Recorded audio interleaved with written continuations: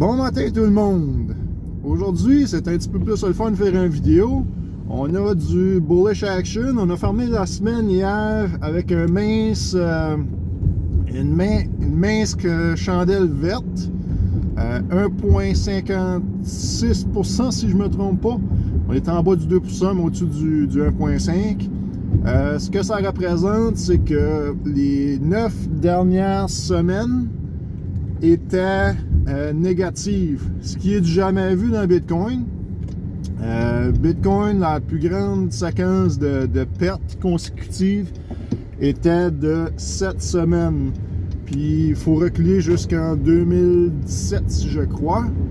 En 2017, cette séquence-là avait représenté la fin du bear market ou proche du bottom. Ça peut être un indicateur du bottom, ça peut ne pas l'être. Personnellement, je suis 50-50. D'après mes recherches, je sais qu'on a reaché le fond. Pourquoi? C'est parce qu'on a eu un double top le dernier cycle. J'en ai parlé sur mon post Facebook hier.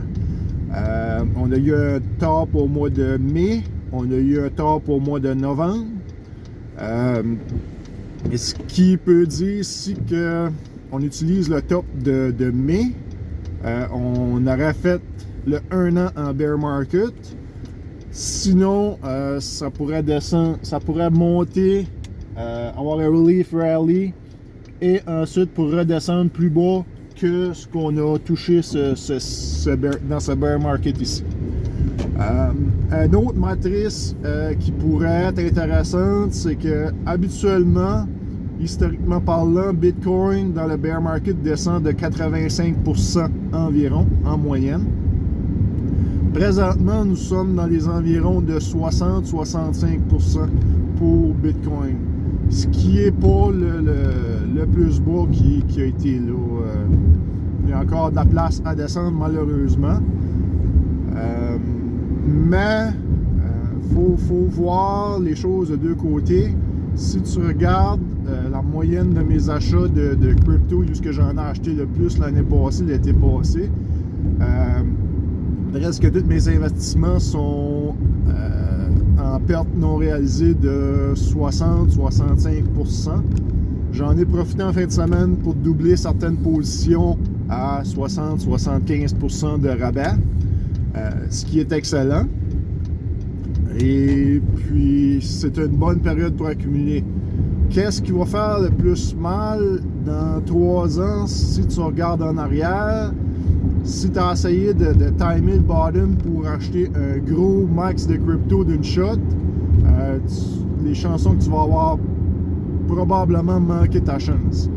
Donc, c'est bon d'acheter, d'accumuler dollar cost averagé. En fin de semaine, j'ai acheté du Matic, j'ai acheté du Avax et un autre que je me souviens pas. Donc, j'ai accumulé, j'ai oublié mes positions, ce qui fait en sorte que j'ai réduit mon coût d'achat, ma moyenne de coût d'achat de moitié, ce qui fait que je vais être plus rapidement en gain quand ça va monter.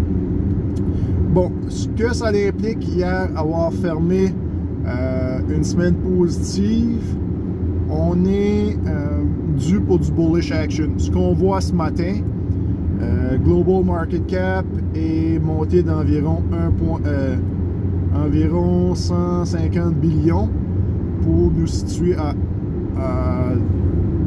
1,348 trillions. Ça fait un bout qu'on n'était pas monté aussi haut que ça. Bitcoin, présentement, est en hausse dans le dernier 24 heures de 6%. Ethereum est à 7%, ce qui continue de monter. Tu as plusieurs double-digit movers. Tu as Cardano qui est à 14% présentement. Tu as Avax qui était pas loin de 11% quand je m'ai réveillé. Donc, c'est quelque chose qui fait du bien à voir. Quand tu compares le crypto à la bourse, ta bourse, quand tu as eu une année de 7% de gain, tu as eu une mot à dire de bonne année.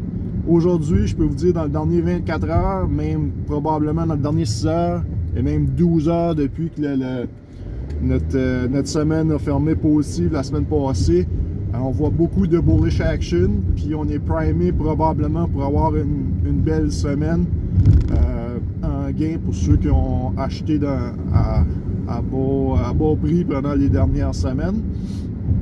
Ceux qui n'ont pas acheté, ben, les pertes non réalisées vont diminuer, sûrement.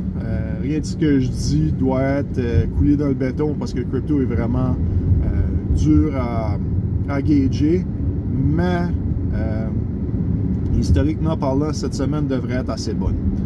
Donc, je vous souhaite une bonne journée, une bonne semaine, et on se reparle plus tard. Bye!